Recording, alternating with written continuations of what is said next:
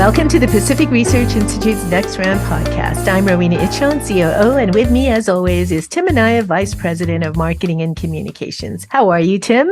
I am awake after dozing off during the Republican debate. So, listeners out there, we're taping this podcast a day after the first Republican presidential debate. And as communications people, we can't help but add our 2 cents. I think the biggest winner of the debate is, frankly, Donald Trump. I just didn't really see anyone break out of the pack, Tim, or even begin to take votes away from Trump, which is really the only way any candidate can even begin to be in the game here, because if the polls are to be believed, Trump is way ahead of everybody else. So that's pretty much my bottom line. What did you think? Well, that's right, especially if he, as they say, sucks all the oxygen out of the room. Well, if he's not in the room, there's literally no oxygen there. I mean, I did think that there were some people that did better than others. Ron DeSantis, I thought he had a strong presence on the stage. I liked when, he kind of interrupted that old kind of media trick of put your hand up to say if you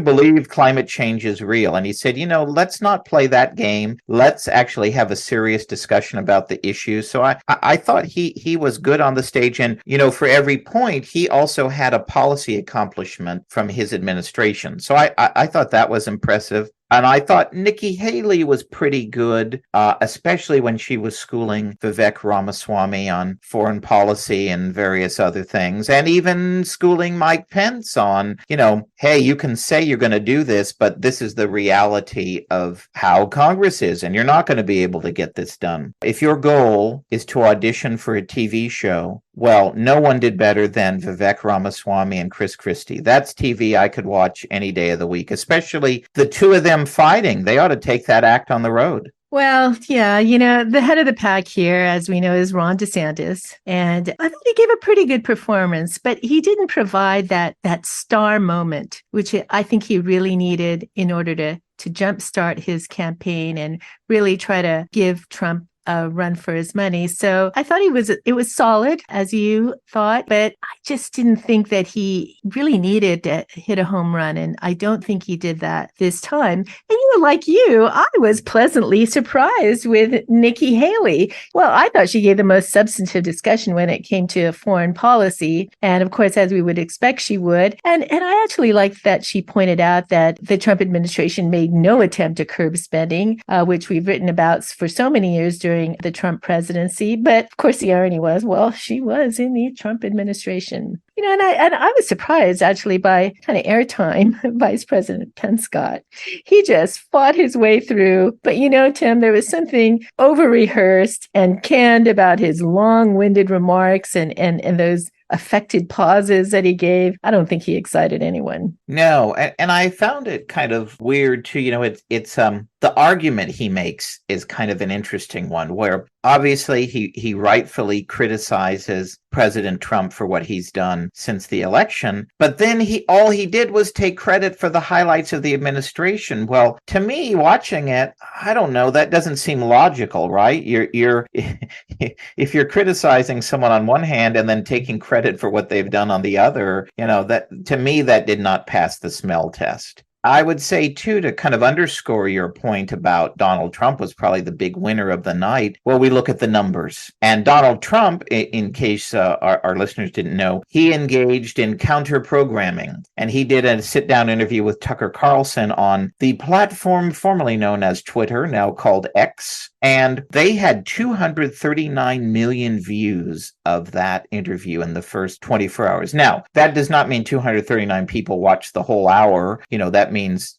some of those people watched only 1 second of it and there are bots and all that. But it seems pretty clear that more people watched Tucker and Trump than they did the debate. And the initial numbers on the debate came in and they got about 12.8 million viewers, which is about half of that famous first debate in 2015 with Trump in the field. So Trump won not only by not being there, but also more people watched him not being there.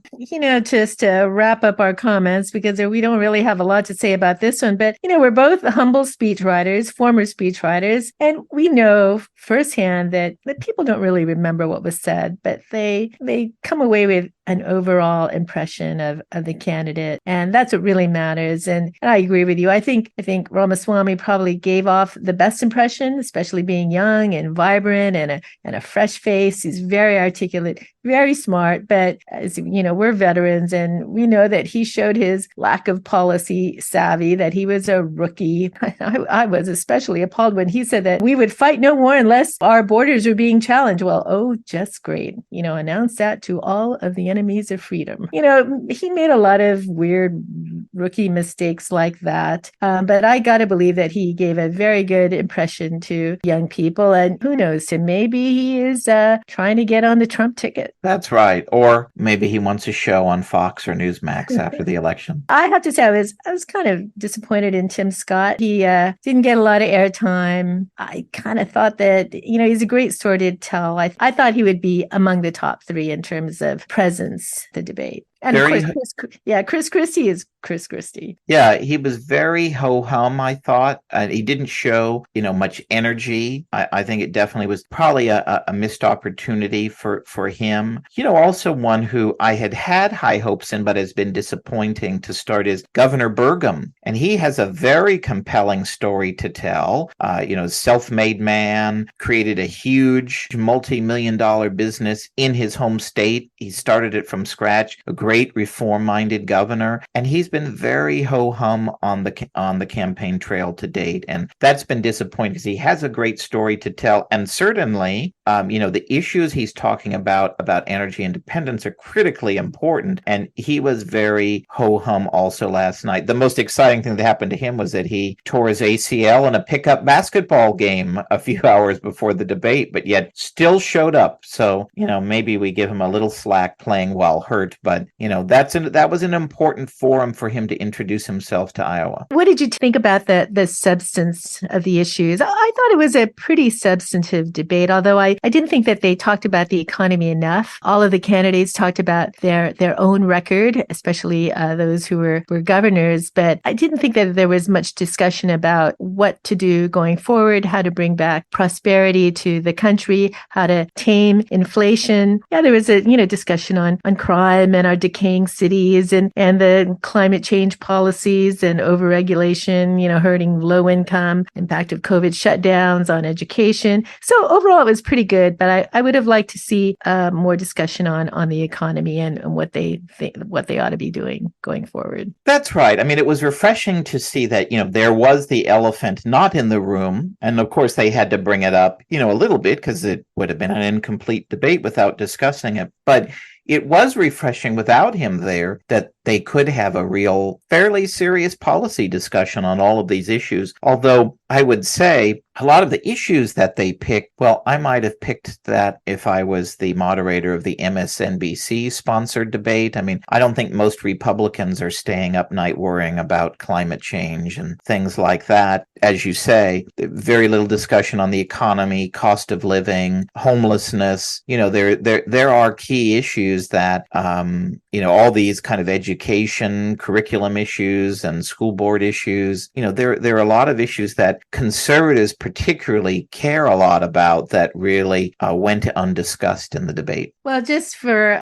final observation, I thought there was a lot of doom and gloom and not enough happy warriors stage. And there was a real lack of humor. Aren't the debate preppers supposed to think about some zingers for the candidates? I didn't really hear any standout moments, any, lighthearted moments, anything like that to make the debate memorable. I barely remember any line there that was fun and poignant or anything. What do you think? That's right. I mean, because so much of who you're going to vote for president is about, is this someone I want to have a beer with and hang out with? And there probably wasn't anybody on that stage I wanted to hang out with after last night. That human side, that self-deprecating humor that really brings that out really was missing for so many people. There's so much yelling, so much talking over one another, to the point where it got distracting. And, yes, we know it's in keeping with some of their personalities. I don't think Chris Christie trustee is ever a happy-go-lucky guy and let's just hang out and have a beer, a very angry person is highly unlikely going to be elected president. So they need to think about that when they're preparing for these future debates, that you do need to show your human side and so that you're a real person. And,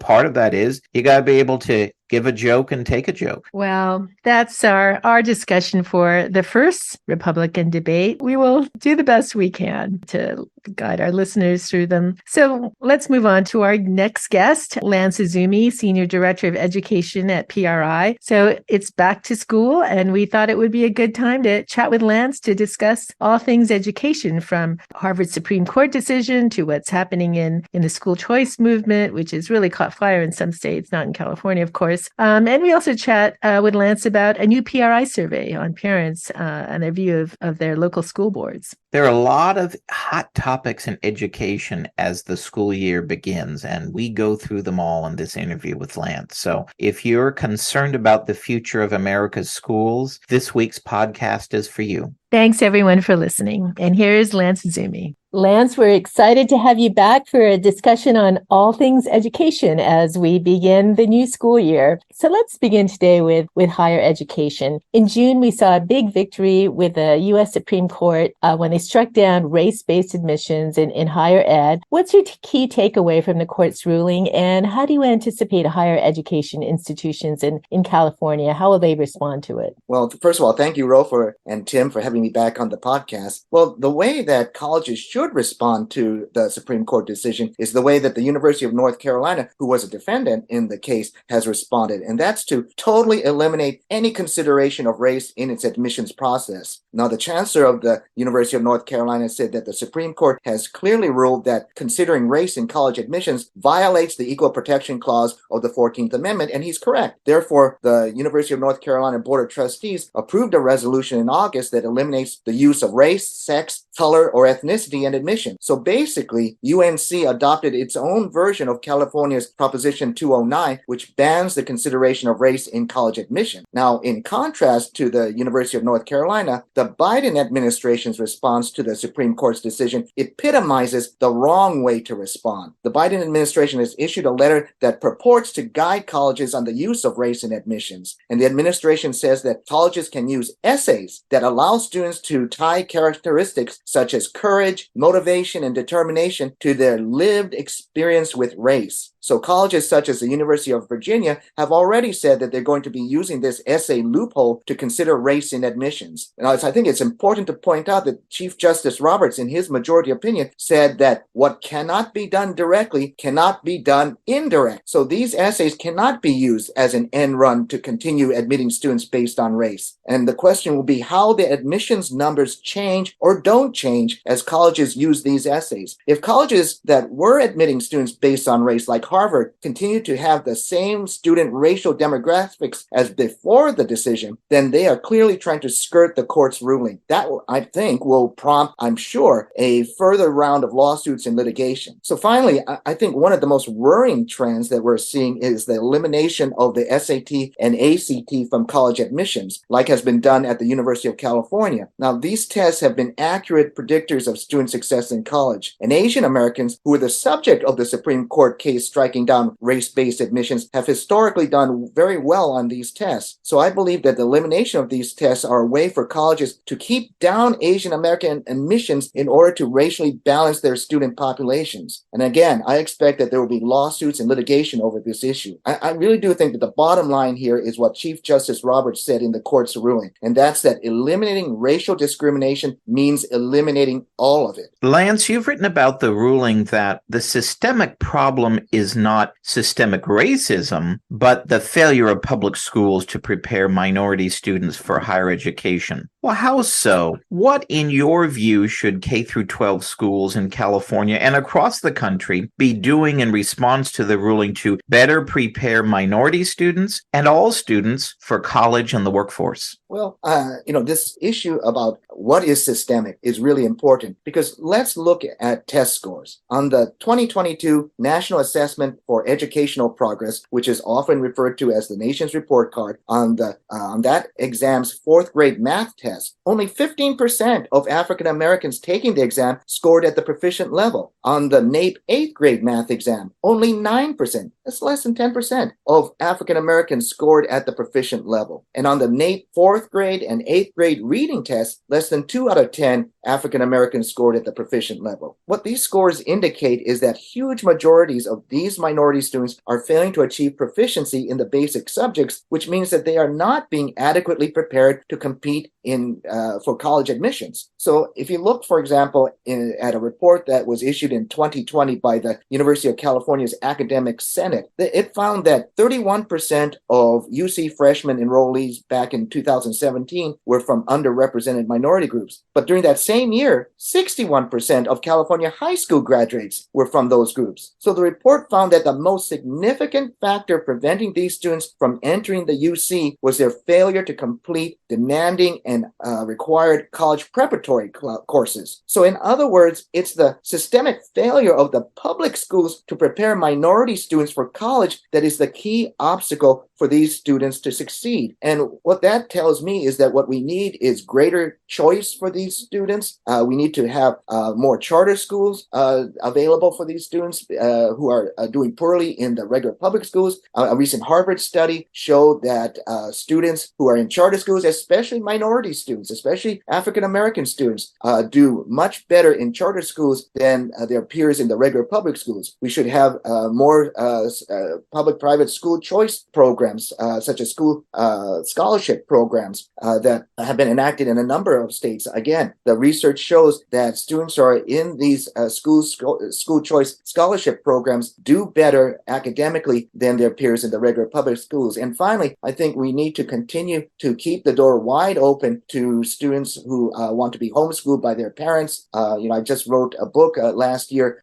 called The Homeschool Boom on this homeschooling phenomena, and parents have gone to homeschooling in exponential numbers since the pandemic. And I think that this is something that parents are seeing the inability of schools, the regular public schools, to raise the performance of their kids, and so therefore they're homeschooling them instead. And one of the great things about homeschooling, in addition to being able to address the individual needs of their child, is that homeschooling research has shown that, again, like in these other school choice options, homeschooling increases the performance and achievement of kids as opposed to children who continue to be in the regular public schools. So, Lance, let's turn to PRI's just released Education Opinion Survey, which interested listeners can download on our website at pacificresearch.org. So PRI's survey asked voters nationwide for their thoughts about their local school boards. So what are some of the key findings, Lance, from the survey, and what are some of your surprises from the survey? So in our poll, more people thought that the public schools in their own school district were mediocre to bad than thought that they were good or excellent. So 47% of our respondents said that their local public schools were fair, poor, or very poor. Now, in contrast, 45% said that their local public schools were good or excellent. Now, our poll showed that this dissatisfaction with the local public schools has translated into dissatisfaction with their local school board. So when we asked people how to rate the overall performance of their local school boards, nearly half of the respondents, 49%, gave their local school board a fair, poor, or very poor rating. Now, in contrast, just 36% thought that their boards were excellent or good. So the school boards actually polled worse than the schools that they oversaw. So, Lance, what are some of the reasons why voters are giving their local school boards such poor marks? Well, in our poll, Tim, we asked those who rated their school board's performance as poor or very poor, why do they feel that way? And we gave them a choice of a variety of reasons that they could explain their unhappiness with their boards, and our respondents could actually choose from as many as they thought applied. And so among the possible reasons, 59% said that the school boards were focused on the wrong goals. 55% said that the boards didn't listen to the people that they should be listening to. 55% said that the boards were promoting their own ideological or personal agenda. And 52% said that they allowed the wrong people or groups to influence their decisions. So this question of who is having too much influence on school boards was an interesting one in the survey. What are voters saying about who is influencing local education policy, and what's your conclusion from these numbers? Well, Yes, Ro. We asked people who they thought had too much influence over their school boards, and their answers I thought were really revealing. So 42% of our respondents said that the federal government had too much influence over school boards. 37% said that state governments had too much influence. 26% said that the teachers' unions had too much influence. But just 14% said that parents of public school students had too much influence. Now, when we asked the question a different way and asked folks who had too little influence on school boards, 43% of our survey respondents said that they thought that parents have too little influence on their school boards, while just 23% thought that the teachers' union had too little influence. Only 12% thought that the federal government had too little influence, and only 11% thought that the state government had too little influence. So, in other words, parents who have the biggest stake in school board decision making are seen as the least influential group when it comes to impacting board decisions. So, Lance, the PRI poll also asked voters what they thought local school boards should be doing differently to best fulfill their duties. So, based on the results, what are some of the policies that you would recommend local school boards embrace to turn around some of these poll numbers and meet the expectations that voters clearly have for them? That's an important question, Tim. In our poll, we asked people what they believe that their school board should do in order to best fulfill their duties. Now, people were asked to rank from 1 to 5 a dozen different actions that school boards could take that would be the most effective in improving their performance. Now, what we found was 3.5 times as many respondents said that their first or second choice would be for school boards to listen to parents who have children in the local public schools, then listen to the teachers union. That percentage was 38% to 11%. And this belief, I think is very important to point out, was bipartisan. So more Democrats said that their first or second choice was for school boards to listen to parents versus the number who said that they should listen to the teachers' unions. Also, more than 2.5 times as many respondents said that their first or second choice would be for the school boards to focus on improving student performance versus focusing on advancing social justice and equity in education. And now that percentage breakdown was 33% in favor of improving student achievement versus 13% for this ideological agenda. And again, this belief was bipartisan. You had equal proportions of both Democrats and Republicans saying that their first choice was for school boards to focus on prioritizing improving student performance. Now, and I think that one of the really important findings of our poll is that minorities greatly favor improving student performance over advancing this social justice agenda. Among Black respondents in our poll, 31% said that focusing on raising student performance was their first or second choice as a school board priority. Now, in contrast, just 15% of Black respondents said that pushing social justice or equity was their first or second choice. And the story is the same with Hispanics. Among Hispanics, 33% said that focusing on raising student performance was their first and second choice as a school board priority, while just 10% said that advancing social justice and equity was their first or second choice. Now, the question then, to me, then becomes if improving student achievement, student performance is such an important priority for the people in our polls, that what should school boards do to go about doing that? How do they raise the performance of the students in their districts? I've written for quite extensively on this topic of how to improve student performance. One of the things that I think California, for example, could do immediately is to change the way that they teach reading.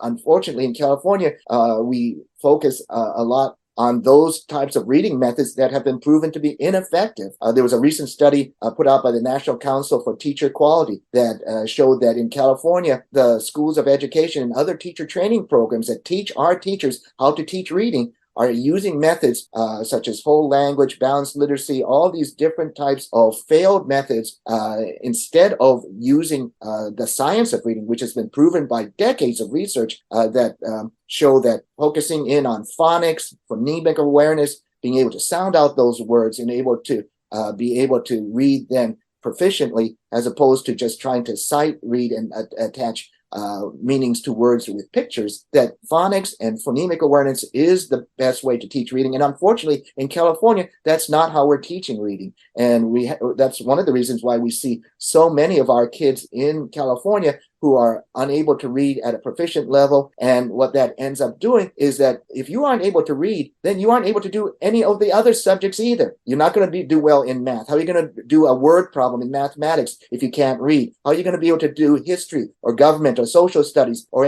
English or any of those other higher order classes if you can't read? And I think that that is one of the things that states, and especially a state like California, can do in order to improve its performance and also address the concerns of parents who want student achievement to be prioritized, and that's to actually look at what the science says actually works in the classroom and not go by these ideological agenda items such as social justice and equity, which do nothing to improve student performance. So that leads right into the next question, Lance. You've been getting great attention this year for the publication of your terrific book, The Great Parent Revolt, which profiles some of the parents who are upset with the direction of their local schools on issues of curriculum. So there's a big curriculum issue taking place here in California that's upsetting parents, and that's this new woke math. It's just been implemented. Tell us how this new curriculum will negatively impact how California students are prepared for math in the coming years, and why are parents upset about it? Well, first of all, thank you, Ro, for mentioning my book, The Great Parent Revolt, which I co-authored along with our PRI colleague, Mackenzie Richards, and our other co-author, Wen-Wan Wu.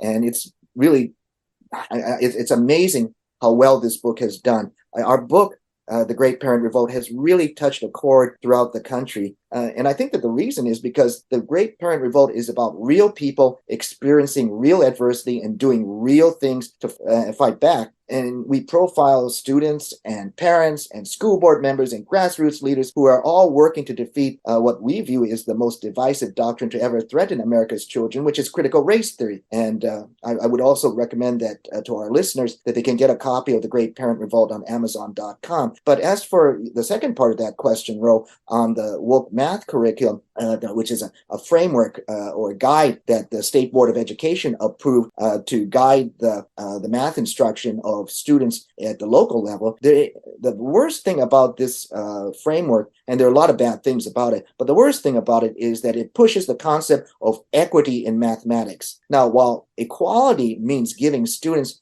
equal opportunity to succeed based upon their own talents and hard work, equity means the same results for all students regardless of their talent or their individual effort. So in the name of equity, almost all students will take algebra in the 9th grade under this framework. In years past, most students took algebra in the 8th. Now, by forcing students to take algebra in the 9th grade, it will be nearly impossible for students to take calculus by the 12th grade. And many top colleges require calculus for 12th graders. So instead of giving students who are talented in math or who are driven to excel the opportunity to take algebra in the 8th grade so they can take calculus in their senior year, the State Board of Education would rather homogenize all students into their equity box so that all students receive the same dumbed-down math education. The result will be fewer students who will go into STEM majors in college, and we will then have fewer qualified workers for our high-tech and STEM industries. So in the name of woke equity, state education policymakers are willing to destroy not only student success, but the future success of our economy. So as we start a new school year, there are a lot of key debates over education policy taking place at local school board meetings, but also in state legislatures across the country. So with the California legislature in the final days of the 2023 session, what are a few of the key bills that you're watching that could impact school boards, curriculum, transparency, and the key issues that you've been writing about this year? Well, there are a number of bills that are upsetting parents and local school board members, but the one that has really mobilized the most opposition is AB 1078, which usurps the authority of local school boards. Now, it would prevent local school boards from removing certain materials without the approval of local and state education bureaucrats. Now, the materials in question are described by many local parents and school board members as either pornographic or obscene. Now, you have progressive politicians like State Superintendent of Public Instruction, Tony Thurmond, who would call them inclusive and diverse. But I think it's important to realize that regardless of one's view of these particular materials, the decision about learning materials should be a local one. We have a democratic process to elect local school board members. If people in a school district have problems with curriculum and learning materials, then they should have the ability to affect change through the election of school board members who will carry out the people's will in that local area. It shouldn't be up to Sacramento politicians, whether they be Governor Newsom or State Superintendent Thurmond, to dictate to local school boards and to limit their ability to carry out the will of the people. And I think that this, encapsulates what PRI is all about. We want the decision making to be at the level closest to the people, if not the people themselves, especially when it comes to issues like school choice. And so to put mandates or veto powers in bureaucrats in faraway state capitals is the wrong thing for government to do, especially in education, where the founders of this country envisioned education as being conducted at the level closest to the people. Lance, another issue that you've been covering for a long time has been funding disparities between regular public schools in California and charter schools. So you recently wrote about a just released news study showing just how bad this disparity is, especially in Los Angeles and Oakland. So tell us about the study's findings and the key points that Governor Newsom and state policymakers should keep in mind. Well, thanks, Ro. The study that you referred to is a study that was put out by the University of Arkansas just very recently, and it compared funding for regular public schools and charter schools in 18 different cities in the United States. And the study then graded these cities based on the funding disparities between charter schools and regular public schools. Now, both Los Angeles and Oakland had huge funding gaps, which earned them F grades. In Los Angeles, regular public schools received around $5,200 per student more in funding than charter schools. If it was even possible, Oakland, the gap was even greater. Regular public schools in Oakland received $7,100 per student more in funding than charter schools in the city. And now for this reason, both cities were giving an F. And I think it's important to point out the reason for these gaps could not be explained or cannot be explained by student demographics. The study said that both Los Angeles and Oakland have similar proportions of students in poverty, students who are not fluent in English, and students with special needs as compared to students in the regular public school systems. So this funding gap is really caused by political decisions, mostly made by state politicians, because much of the funding in California comes from Sacramento. So I talked to one of the authors of this study, Professor Patrick Wolf, who's actually a friend of mine. He heads up the Department of Education Reform at the University of Arkansas. And I asked him what would happen if these funding gaps were closed. And he said that based on research that shows that charter school students outperform regular public school students, closing these funding gaps could potentially improve outcomes for charter school students even more. And that's really important, again, because so many minority students in California go to charter schools because the regular public schools are failing them. And so if we are able to prioritize our funding to those schools which are actually doing a good job in raising the student performance of those at-risk children, then that is going to be a great outcome for California. So finally, Lance, a lot of our discussion today has been about all the problems with our schools. But you've had the opportunity to tour several schools across the state in recent months, and there are actually some shining examples of schools that are doing a great job in preparing our kids for the future and also being responsive to their parents and, in the case of, the public schools, to taxpayers. So as we begin a new school year, tell us a little bit about some of these schools that you visited and the things that they're doing right that other schools across the state can learn from. Well, thanks, Tim.